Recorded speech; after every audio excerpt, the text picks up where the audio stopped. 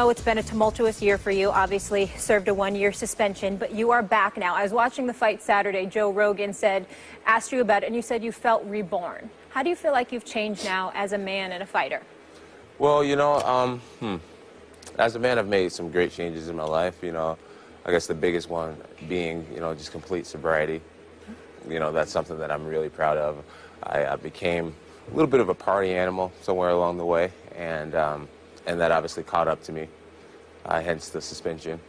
You know, as an athlete, I find myself a lot more appreciative to be a professional athlete. I mean, it really is a privilege, and for a while I kind of started to take how much of a blessing it is for granted.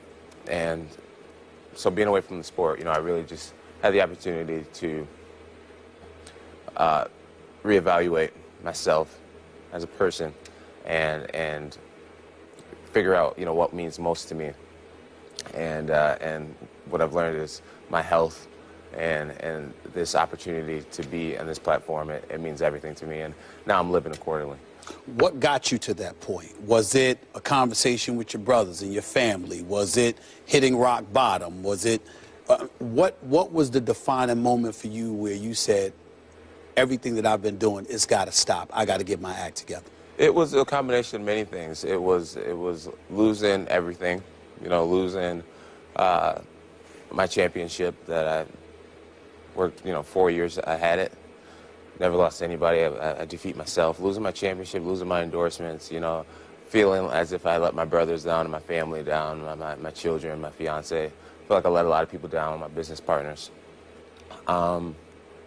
You know, seeing other athletes compete for a championship that I knew I had never lost, you know, I believe potential is the greatest thing to waste, and I felt as if I was a big waste of talent over that year that, you know, I've been sitting at home, and you know, so I just had to look myself in the mirror and pull my head out of my own butt and start making some changes. We talk almost every day on the show about athletes with drug and alcohol problems. I'm curious, what steps did you actually take to achieve, as you say, complete sobriety? Was there a rehab stint, or did you do it by yourself, or what help did you have? I did it by myself, mainly. You know, to be honest with you guys, I'm on probation still, so you know, simply doing that isn't an option.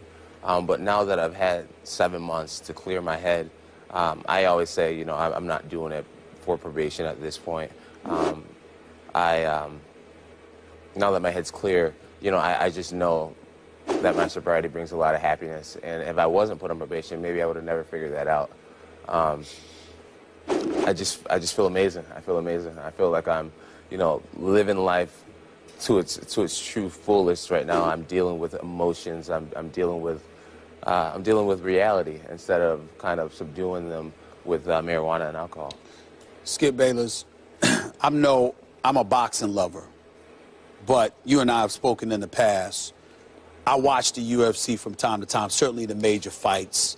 I've applauded Conor McGregor, even though he lost to Nate Diaz and all of this other stuff. And we've spoken about Ronda Rousey, Holly Holm, and you know, Miesha Tate and all these guys. I think I'm talking to the best in the world right here, which is something I have said repeatedly throughout the years. You are the man. Thank you, sir. With that being said, I want to know what kind of inspiration Daniel Cormier has made for you. I mean, when I see you two guys, first of all, he's really good.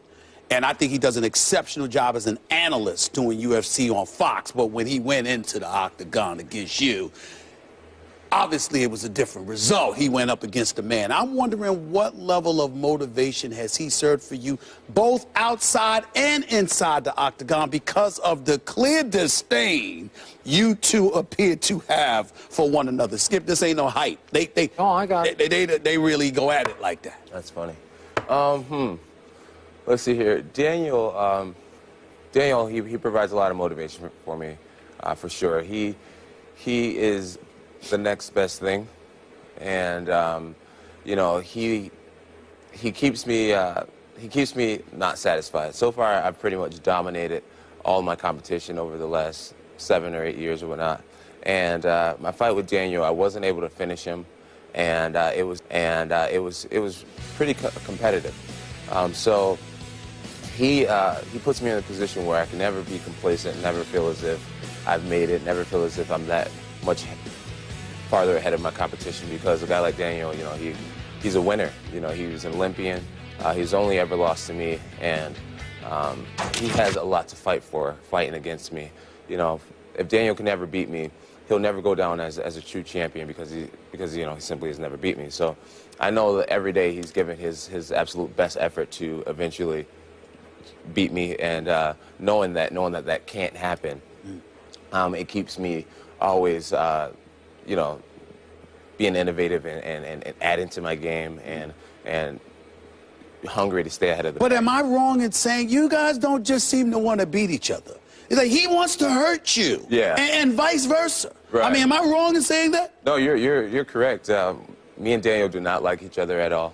You know, it all boils down to me being alpha male and him thinking that he is. If I wasn't around, he would be. So there's some strong competition there. Well, he says you're vulnerable right now because you've fought twice in 2 years. Yes, so he right. thought he could take you down just on your ring rust, right? Right. And your response is? My response to that is, you know, I question whether I have ring rust all the time. I've never taken this type of time off from the sport. And when I find myself thinking about it, I find myself heading to the gym.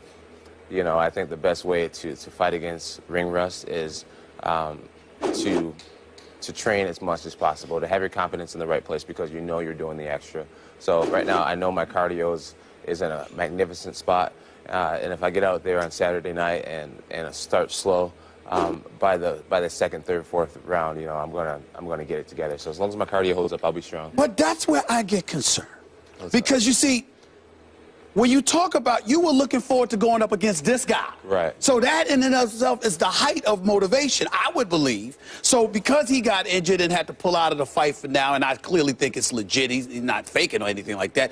For me, I wouldn't say that. Go ahead. I think I just heard skepticism. Oh, go ahead. You skeptical about that? Yeah, I am a little bit. You know, Really? I He haven't- wants to watch you one time. To this day, I'm not. No one's really positive what his actual injury is. You know, and I've heard some people say that he's hurt and not actually injured.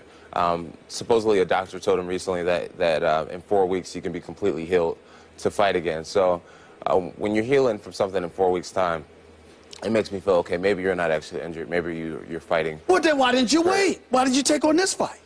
Because I believe I'm the best in the world. And, you know, if you're going to be the best in the world, that's something you got to be willing to fight whoever. And, you know, I had 3 weeks to prepare for this new opponent.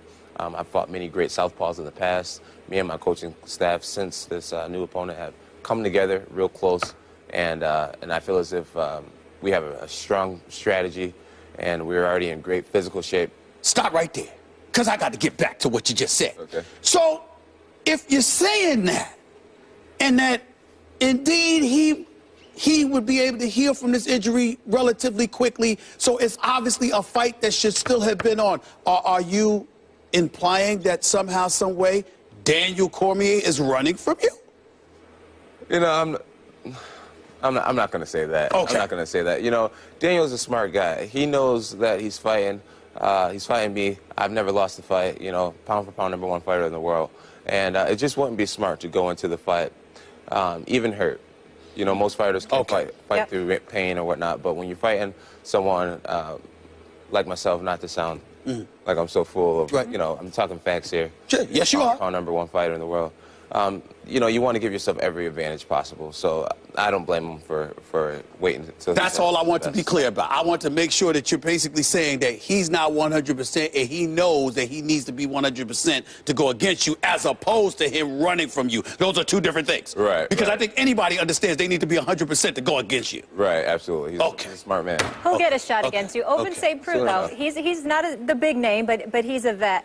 Jon, thank you so much. so excited to have you back in the sport. We're rooting for you, Good and to I see think you. this next chapter is going to be the best one for you. Like Thank this you, new guys. Jon Bones Jones, gonna destroy him again. The man. So good luck. UFC 197 Saturday. We'll be watching, buying the pay-per-view. By the way, Rashad Evans. That was bad. That was That wow. was bad. Yeah. I'm very, He'll be very back. sad. He'll be I back. hope he gets back. He looked good. He He just